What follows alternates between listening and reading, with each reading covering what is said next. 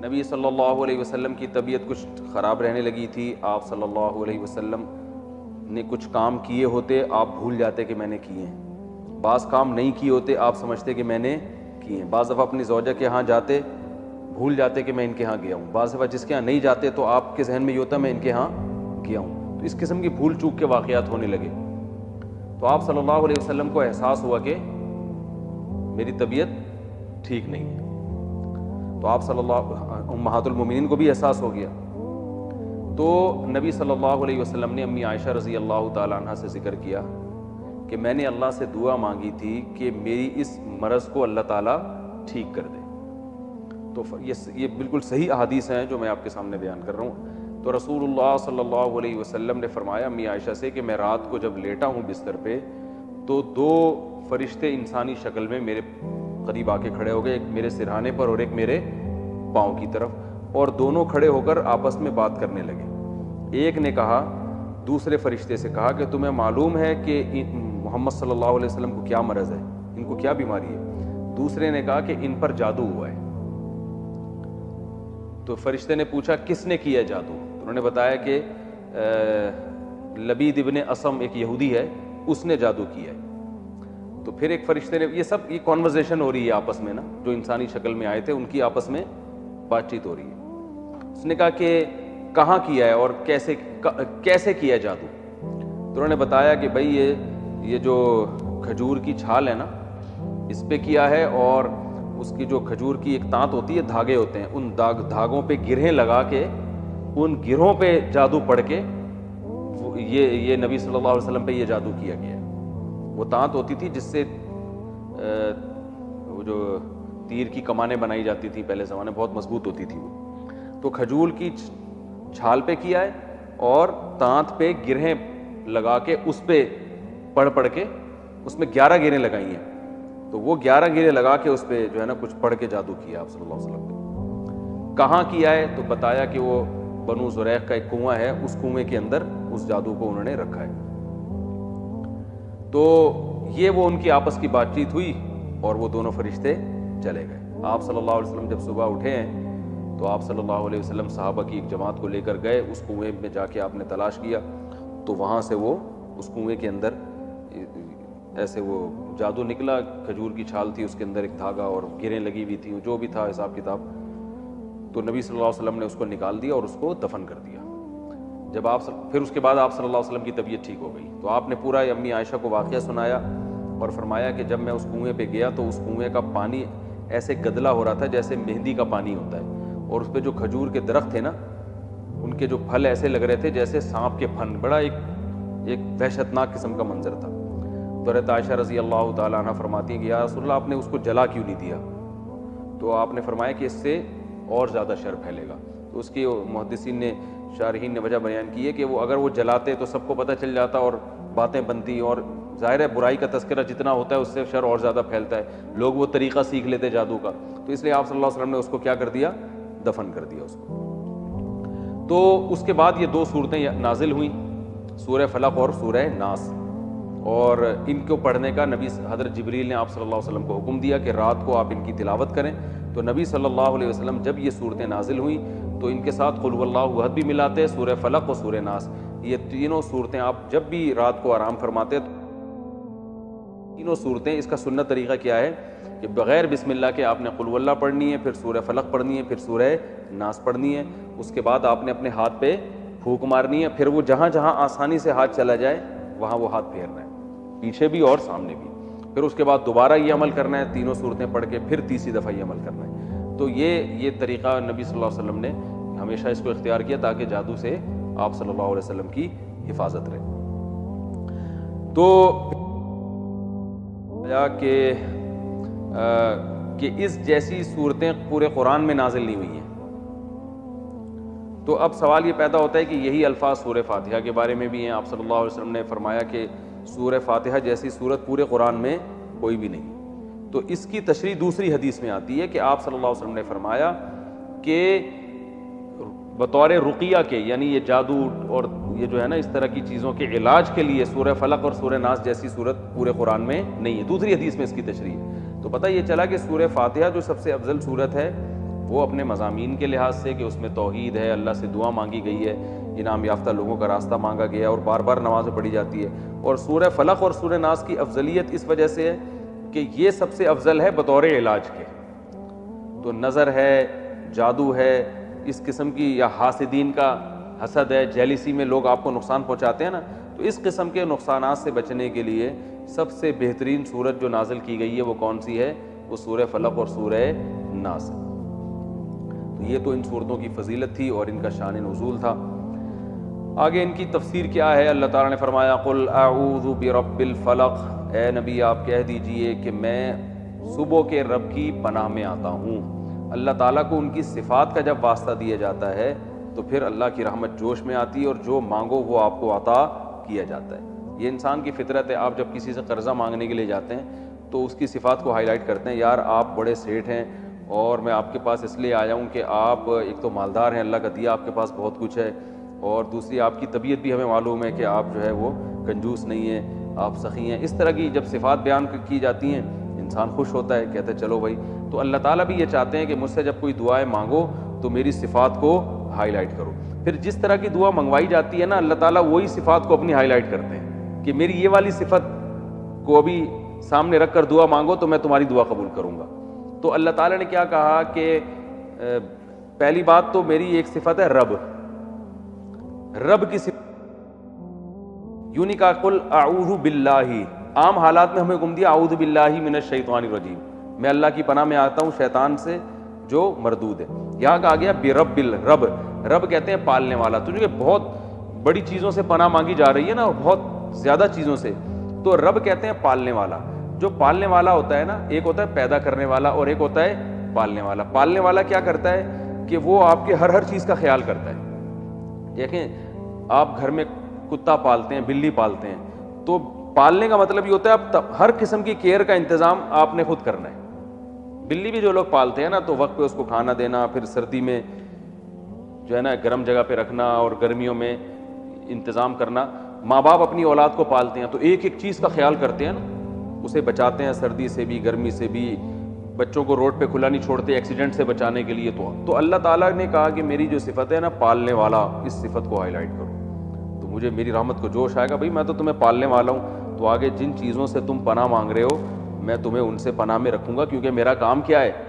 تمہیں پالنا. یعنی پالنا کہتے ہیں تدریجاً کسی چیز کو ترقی دینا. جیسے آپ بکری پالتے ہیں نا, اتنا سا بچہ لایا, کھلا کھلا کے ایسے کر دیا, اس کو کہتے ہیں پالنا. یعنی تدریجاً آہستہ آہستہ کسی چیز کو تنزل سے ترقی کی طرف لے کر آنا, اس میں بڑی کیئر کرنی پڑتی ہے. تو اس لیے اللہ نے یہاں اپنی صفت رب کو ہائی لائٹ کیا. آگے اللہ نے فرمایا قل اعوذ برب الفلق, صبح کے رب کی پناہ مانگتا ہوں. اور صبح بھی بالکل صبح. تو وجہ کیا ہے کہ اللہ نے یہ بتایا کہ رات کی تاریکی جو ہے نا وہ انسان کے لیے نقصان دہ چیز ہے. دنیا میں جتنے جرائم رات کے اندھیرے میں ہوتے ہیں, رات کو آپ کہیں باہر سو, ڈر ہوتا ہے کوئی جانور نہ کاٹ لے آپ کو, اور رات کو گھروں میں حادثے ہوتے ہیں, آگ لگنے کا خطرہ ہوتا ہے. حدیث میں آتا ہے رات کو چراغ گل کر کے سو, بعض دفعہ چوہا کیا کرتا ہے وہ گرا دیتا ہے اور وہ آگ لگ جاتی ہے. تو حوادث کا خطرہ رات میں, دن سے ایکسیڈنٹ رات میں زیادہ ہوتے ہیں, صحیح طرح روشنی میں نظر نہیں آتا. اسی طرح جنات اور یہ جو بلائیں ہیں یہ رات میں زیادہ ہوتی ہیں, چوریاں ڈکیتیاں رات میں زیادہ ہوتی ہیں. روشنی بھرپور نہ ہونے کی وجہ سے رات میں جو شر کا عنصر ہے وہ دن سے زیادہ ہے. اور کچھ بھی نہ ہونا رات میں, رات بذات خود ایک ڈراؤنی چیز ہے. اگر یہ تو آج کل لائٹنگ ہے نا, اندھیرا پورے ہوتے نہیں, ورنہ گھپ اندھیرا اچھوں کو ڈرا دیتا ہے. گھپ اندھیرا ہو نا اور آپ بیٹھے ہوئے ہوں, دیکھیں دن میں آپ قبرستان جاؤ, لوگ جاتے ہیں, یہی اندھیرے میں کبھی قبرستان جا کے دکھائیں. ہم نے بڑے بڑے فنٹروں کو دیکھا ہے, وہاں اندھیرے میں نا جب گھپ اندھیرا ہو, قبرستان میں اکیلے نہیں بیٹھ سکتے. بہت لوگوں نے ایک دوسرے کے ہم جو بیٹھیں گے ڈرتے ہیں, نہیں بیٹھ سکتے. تو رات بذات خود ایک ڈراؤنی چیز ہے. تو اللہ فرماتے ہیں کہ پوری دنیا پہ میں رات مسلط کرتا ہوں اور اپنی قدرت سے پھر اس رات کو ختم کر دیتا ہوں. تو جو رب اتنے بڑے شر اور اتنے پھیلے ہوئے شر سے لوگوں کو بچا کے صبح کی روشنی میں لا سکتا ہے, تو وہ باقی شروں سے تمہیں کیوں نہیں بچا سکتا؟ یہ قرآن کی بلاغت ہے. تو اللہ نے کہا قل, اے نبی آپ ان سے کہہ دیجئے اعوذ, اے اللہ میں پناہ مانگتا ہوں, پناہ میں آتا ہوں, برب الفلق, اس رب کی پناہ میں جو صبح کا خالق ہے, صبح کو پیدا کرنے والا, جو کیسے گھپ اندھیروں میں ایک دم صبح کی کرنیں پھوڑ دیتا ہے, کیسی صبح کی روشنیاں اجالش, کتنا اچھا لگتا ہے. آج کل تو لوگ صبح پڑے ہوئے سو رہے ہوتے ہیں, لیکن حقیقت میں ہے کہ آپ گاؤں دیہاتوں میں جا کے وقت گزاریں, رات کا اندھیرا جب ختم ہوتا ہے نا, صبح کی کرنیں پھوٹتی ہیں, بڑا خوبصورت منظر ہوتا ہے. سارے چرند پرند نکلتے ہیں, انسان بھی نکلتے ہیں, وحشت ختم ہو جاتی ہے. تو اس رب کی پناہ مانگی گئی ہے کس چیز سے؟ من شر ما خلق, ہر اس چیز کے شر سے جس کو اللہ نے پیدا کیا.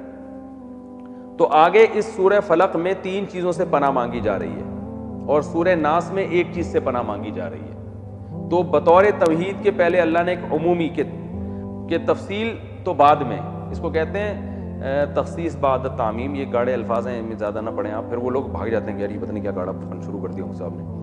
تو من شر ما خلق, شروع میں تو عمومی پناہ مانگی گئی ہے, ہر وہ چیز جو اللہ نے پیدا کی ہے.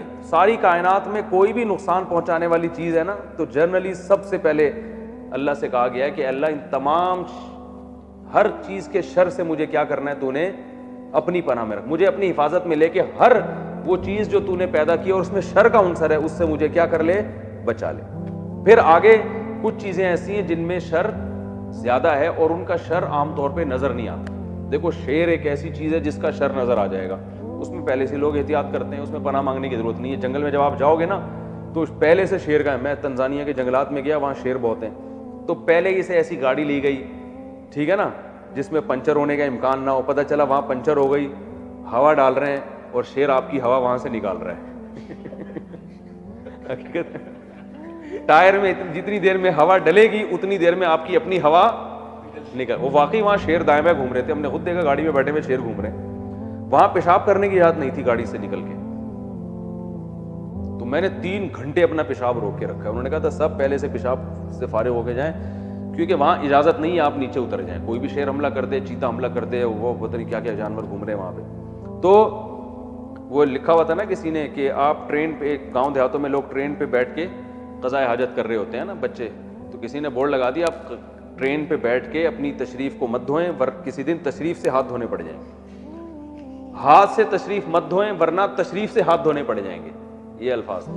تو آپ یہ شیر ہو گیا, آتی ہو گیا, یہ جو شر کی چیزیں ہیں نا, یہ تو سب پہلے سے کیا کرتے ہیں, ان سے حفاظت کا انتظام کرتے ہیں, پہلے سے پتہ ہوتا ہے. تو ان کے لیے پناہ نہیں مانگی جاتی, بھائی پہلے سے پتہ ہے یار یہ چیز شر والی ہے, یہ نقصان پہنچانے. کچھ چیزیں ایسی ہیں جن کے شر کا پتہ چلتا نہیں اور وہ آپ کی جڑیں کاٹ رہی ہوتی ہیں وہ چیزیں, تو وہاں ان چیزوں کو یہاں پر ہائی لائٹ کیا گیا ہے. تو اللہ نے فرمایا کہ پہلے تو عمومی پناہ مانگو, ہر وہ چیز جو اللہ نے پیدا کی اور اس میں شر ہے تو اللہ ہم اس سے تیری پناہ مانگتے ہیں.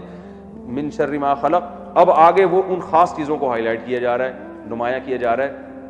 وَمِن شَرِّ غَاسِقٍ إِذَا وَقَبَ, پہلا رات کی تاریکی کے شر سے جب وہ پھیل جائے, کیونکہ زیادہ تر جرائم رات میں ہوتے ہیں, جادو ٹونے والے بھی رات کو زیادہ یہ کام کر رہے ہوتے ہیں, ٹھیک ہے نا, کیونکہ چھپ کے ہوتے ہیں نا سارے کام. یعنی رات کی تاریکی میں دنیاوی لحاظ سے بھی شر ہے اور اخروی لحاظ سے بھی. ڈکیتیاں اور ایکسیڈنٹ, اور کسی جانور نے, دن میں تو آپ انتظام کرو گے ہر چیز سے بچنے کا, رات میں آپ کو پتہ نہیں ہوتا, کہیں آپ کہیں بھی ہو, کوئی خاص طور پہ گاؤں میں دیہاتوں میں, اور جس کلچر میں یہ آیتیں نازل ہو رہی تھیں اس میں تو اور زیادہ اس بات کا خطرہ ہوتا تھا. تو جو ہے وہ کچھ بھی ہو سکتا ہے رات میں. تو اللہ نے فرمایا پہلی بات, رات کے شر سے جب وہ پھیل جائے. وَمِن شَرِّ غَاسِقٍ إِذَا وَقَبَ وَمِن شَرِّ النَّفَّاثَاتِ فِي الْعُقَدِ, پھونک مارنے والیوں کے شر سے جو گروں میں پھونک مارتی ہیں. کیونکہ جادو ٹونا, ایک تو والے کا ذکر نہیں کیا اللہ نے, والیوں کا ذکر کیا. والیوں کا ذکر اس لیے کیا کہ جادوگر جو ہوتے ہیں نا اکثر ایک جماعت ہوتی ہے, کچھ لوگ ہوتے ہیں جو مل کے جادو کرتے ہیں. تو جماعت جو ہے نا عربی میں یہ مؤنث کے لیے, اس کے لیے مؤنث کے صیغے استعمال ہوتے ہیں. تو چاہے وہ مرد ہوں یا عورتیں, لیکن مل کے گروپ ہوتا ہے نا, تو گروپ کے لیے عربی میں مؤنث کے صیغے استعمال ہوتے ہیں. خاص طور پہ نبی پہ جو جادو ہوا تھا وہ ایک جماعت نے کیا تھا باقاعدہ. تو اس لیے اللہ نے فرمایا کہ وہ جماعت جو گروہوں پہ پھونک لگاتی ہے, جادو میں اکثر ایسا ہوتا ہے جادو کہ وہ گروہ میں نام پڑھ کے, اچھا وہ جو نبی پہ جادو ہوا تھا اس میں ایک کنگھی کا استعمال بھی کیا گیا تھا آپ صلی اللہ علیہ وسلم کی, جس میں آپ صلی اللہ علیہ وسلم کے بال لٹکے ہوئے تھے. تو وہ پھر کیا گرہیں لگا کے اس میں کیا کرتے ہیں, کچھ دم جو بھی ان کا ہوتا ہے انٹر پنتر کلی کلنتر جو بھی ان کا, ہم تو بچپن میں جب کسی کو ڈرانا ہوتا ہم کرتے ہیں انتر منتر کلی کلنتر ہو جا منتر چھو ایسے ہم نے یاد کیا اٹھا جاتا پتہ نہیں کیا ہے, حالانکہ ہمیں خود نہیں پتا ہوتا تھا کہ اس کا مطلب کیا ہے. تو ابھی تک ہم پڑھتے ہیں انتر منتر کلی کلنتر ہو جا منتر چھو. تو وہ کچھ بھی گھوڑے بلے ان کے جو بھی ہوتے ہیں جادوگروں کے پڑھ رہے ہوتے ہیں بیٹھ کے. تو اللہ نے فرماتے ہیں اچھا, اور بعض نے کہا کہ نفاسات سے مراد واقعی عورتیں ہیں, کیونکہ خواتین میں یہ جادو ٹونے کا ریشو مردوں سے زیادہ ہے. تو جو مخلوق زیادہ جادو کرتی ہے تو اللہ نے اس کو بتایا تاکہ بچ کے رہو. ساسیں بہوؤں پہ, بہویں ساسوں پہ, پڑوسیوں پہ, یہ ہو رہا ہوتا ہے مارکیٹ میں. میں ابھی جادو کا بتاؤں گا, اتنا گھبرائیں نہیں کہ اچھا آپ کہیں گے اچھا خواتین جو درس سنیں گے اچھا میں بھی کہوں میں کچھ بھول کیوں رہی ہوں آج کل بہت ساری چیزیں. خواتین بہو سوچے گی مجھے بھی, میں بھی کہوں میں اتنے کچھ بھول کیوں رہی ہوں. اس کا مطلب ہے ساس نے اس دن میری کنگھی لے کر گئی تھی صاف کرنے کے بہانے اور پھر وہ کچھ گریں لگائی ہوں گی اور پڑھ کے پھونکا ہوگا. اب کنواں تلاش کر رہی ہوں گی جا کے درس کے فوراً بعد. تو اتنا گھبرانے کی ضرورت نہیں ہے, میں جادو کی حقیقت انشاءاللہ بتاؤں گا کہ کیا ہوتی ہے وہ, تو اتنا ٹینشن لینے کا نہیں ہے. تو اللہ نے فرمایا وَمِن شَرِّ النَّفَّاثَاتِ فِي الْعُقَدِ, پھونک مارنے والیوں کے شر سے جو گرہوں میں پھونک مارتی ہیں. وَمِن شَرِّ حَاسِدٍ, اور حسد کرنے والوں کے شر سے بھی, اذا حسد, جب وہ حسد کرنے لگے. تو تین چیزوں سے پناہ مانگی گئی ہے. ایک تو عمومی ہے من شر ما خلق, یہ تو تمہید ہے ہر مخلوق سے جس میں بھی شر ہو. ومن شر ما خلق ومن شر غاسق اذا وقب, تاریک رات کے شر سے, اور جادوگروں کے شر سے جو اس طرح سے جادو کر رہے ہوتے ہیں. اور تیسری چیز سے پناہ مانگی گئی ہے, وہ کیا ہے؟ حسد کرنے والوں کے شر سے.